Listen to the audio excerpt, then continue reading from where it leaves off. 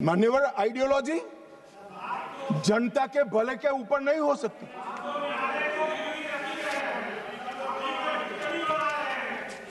मान्यवर, आइडियोलॉजी कभी अबूद आदिवासियों की सुरक्षा के ऊपर नहीं हो सकती। आइडियोलॉजी जनता के भले से ऊपर नहीं हो सकती। मान्यवर, ये कह रहे हैं विकास नहीं है, विकास नहीं है। 2014 के पहले का मैं बोलूंगा तो फिर से हो हल्ला करेंगे, मगर 14 के बाद का तो बोलने का मुझे अधिकार है मान्यवर, क्योंकि हमारी पार्टी की सरकार है, हमारे नेता के नेतृत्व में, नरेंद्र मोदी जी के नेतृत्व में सरकार चल रही है मान्यवर। 2014 के बाद ये पूरे क्षेत्र में 17,589 किलोमीटर सड़कें बनाने का मंजूरी दिया है, जिसमें 12,000 किलोमीटर सड़कें बन चुकी हैं। ये विकास की बात करें, वो इसलिए हो रहा है कि धीरे धीरे धीरे नक्सलवाद समाप्त हो रहा है, वरना वहां सड़कें नहीं होती थी। आईडी गाड़ देते थे, ट्रकों को जला देते थे, और लगभग 20,000 करोड़ रुपया खर्च हो चुका है। 20,000 करोड़ रुपया। मोबाइल टावर लगभग 5,000 मोबाइल टावर 6,000 करोड़ के खर्चे से हम लगा चुके हैं मान्यवर। वहां पर दूरसंचार पहुंचेगा तो ये दुनिया के साथ जुड़ेंगे, देश के साथ जुड़ेंगे, विकसित भारत के साथ जुड़ेंगे मान्यवर। 2 अन्य योजनाओं में और 8,000 4G टावर बनाने का हुक्म नरेंद्र मोदी जी ने किया है। बाद में दिल्ली जितनी ही कनेक्टिविटी छत्तीसगढ़, महाराष्ट्र और तेलंगाना के आदिवासी क्षेत्र में होगी। मान्यवर, 1804 बैंक शाखाएं 12 साल में खुली है, 1321 ATM खुले हैं, 37,850 बैंकिंग कॉरेस्पोंडेंस बनाए गए और 6,025 डाकघर खुले। ये सिर्फ 12 साल में हुआ है, आगे कुछ नहीं हुआ। चर्चाएं करी, विकास माओवादियों ने होने नहीं दिया। हमने माओवादियों के साथ चर्चा नहीं करी, उनको समाप्त किया और विकास को आगे बढ़ाया। 259 एकलव्य आदर्श विद्यालय हमने बनाए मान्यवर।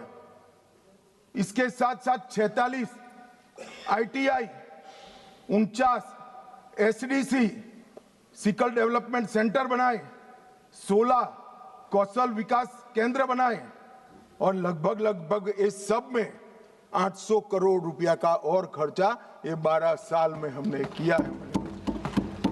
जगदलपुर छत्तीसगढ़ में जहां CSC PSC नहीं थे, वहां पर 240 बिस्तरों का सुपर स्पेशलिटी अस्पताल हमने बनाया। सिविक प्रोग्राम में 212 करोड़ के कार्य किए, जो स्वास्थ्य शिविर और दवाओं के जुड़े हुए हैं, और जनजातीय युवा एक्सचेंज के कार्यक्रम भी हमने बनाए। सिक्योरिटी के लिए, राज्यों की सहायता के लिए SRE लेकर आए, 10 साल में 3,000 करोड़ दिया। स्पेशल इंफ्रास्ट्रक्चर स्कीम लेकर आए और 5,000 करोड़ दिया। एक्सटेंडेड SIS योजना लेकर आए और 2,000 करोड़ दिया, और 4,000 करोड़ केंद्रीय निधि द्वारा क्रिटिकल पब्लिक इंफ्रास्ट्रक्चर, जैसे पानी की छोटे पानी की टंकी है, जोड़ने वाली पुलियां हैं, गांव के अंदर पंचायत घर बनाना है, इसके लिए 4,000 करोड़ रुपया दिया। मान्यवर, ये क्यों हो पाया और 70 से अब तक क्यों नहीं हुआ था? कांग्रेस पार्टी करना नहीं चाहती थी, ऐसा नहीं है। करने जाते थे वो धमाके कर मार देते थे। हमने धमाके करने वालों को समाप्त किया, तो ये विकास अब हो रहा है और विकसित बस्तर की रचना मान्यवर हो रही है। मान्यवर, अब मैं आ रहा हूं हथियारी माओवादियों के खिलाफ जो हमारे पैरामिलिट्री फोर्सेस ने जो अभियान चलाया, उस पर आ रहा हूं। 2014 के बाद क्या बदला मान्यवर? CAPF तो वही है, स्टेट पुलिस भी वही है। 2014 के बाद क्लियर पॉलिसी और स्ट्रांग पॉलिटिकल विल इस काम में जुड़ी है।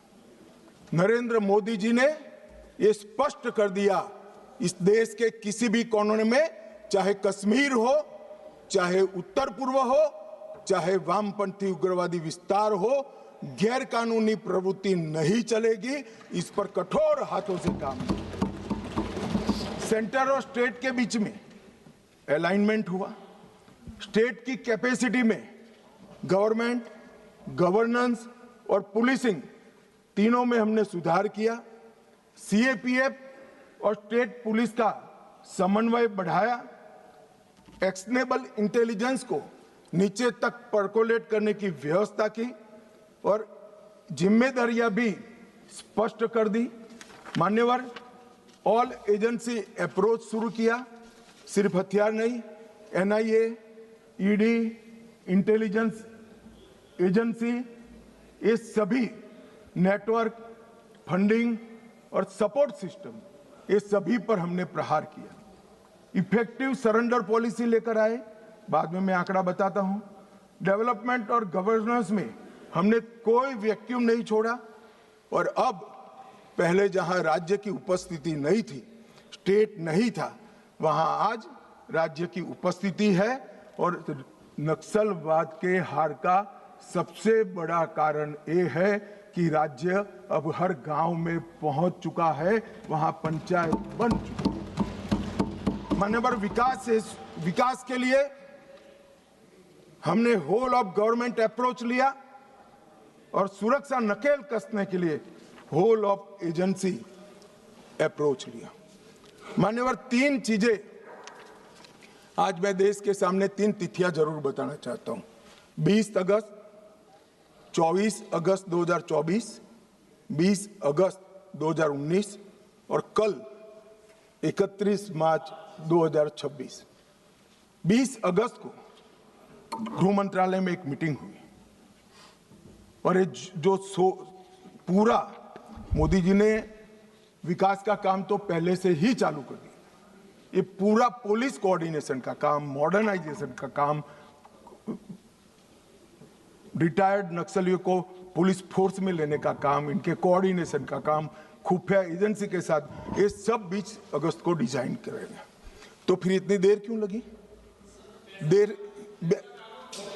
बैठ जाओ। मैं बताता हूं पैसा का भी। मान्यवर, देर क्यों लगी? क्योंकि बीच में छत्तीसगढ़ में कांग्रेस की सरकार थी। मैं आज रिकॉर्ड पर यह कहना चाहता हूं, मान्यवर, बिहार 24 के पहले नक्सल मुक्त हो चुका था। महाराष्ट्र एक तहसील छोड़कर 24 के पहले नक्सल मुक्त हो। ओडिशा 24 के पहले नक्सल मुक्त हो चुका था। झारखंड एक जिला छोड़कर 24 के पहले नक्सल मुक्त हो चुका था। सिर्फ छत्तीसगढ़ नहीं हुआ था क्योंकि वहां कांग्रेस की सरकार थी। मुझे कहने में कोई संकोच नहीं है, क्योंकि सत्य बोलते हुए कहीं पर कोई भी स्थान का विचार नहीं करना चाहिए। सत्य बोलने के लिए ही होता है। छत्तीसगढ़ कांग्रेस की सरकार ने नक्सलवादियों को बचा कर रखा था। और मान्यवर, यहां दूसरी तारीख आती है 24 अगस्त 2024। 2024 की शुरुआत में हाँ एलिगेशन ही है, एलिगेशन है, हाँ एलिगेशन, समर्थन करना है। एक मान्यवर, मैं किसी व्यक्ति के सामने नहीं कर रहा हूं, मुझे रूल्स न समझाएं। और व्यक्ति के सामने करना है तो भूपेश बागल को पूछो, प्रूफ रजू करूं क्या यहां पर? हाँ बोले तो बोलो, वरना फंस जाओगे। मान्यवर, जनवरी 2024 में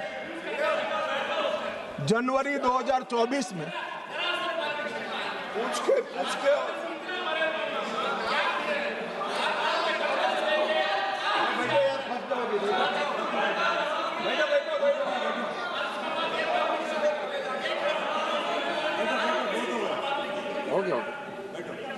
मान्यवर, 2024 में छत्तीसगढ़ में सरकार बदली।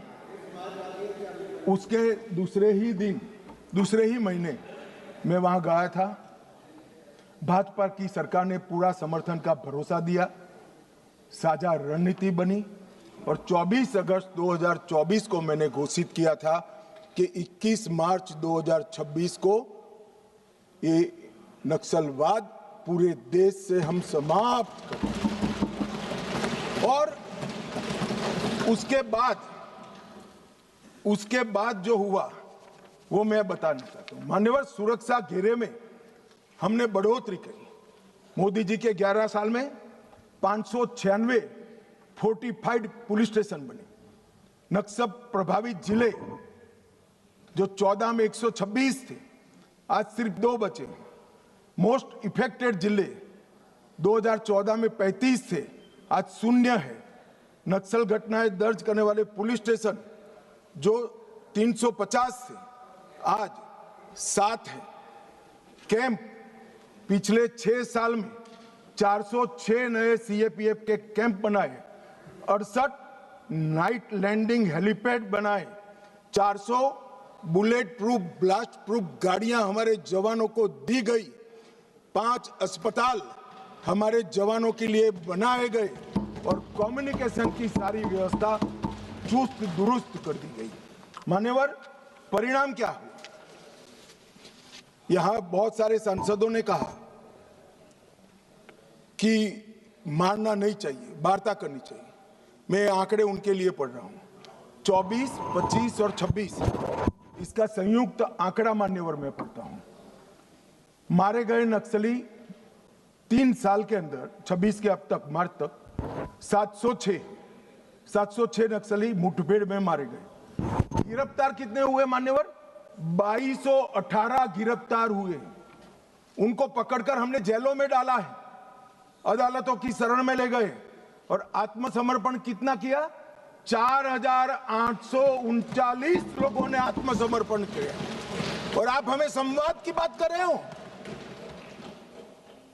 4839 सरेंडर हुए, 2218 जेल में गए हैं और सिर्फ 706 जो सरेंडर होने नहीं देते थे, इनको बैन में रखा था, उनको पुलिस ने मुठभेड़ में मार गिराया। और मैं कहता हूं शासन का यही अप्रोच होना चाहिए।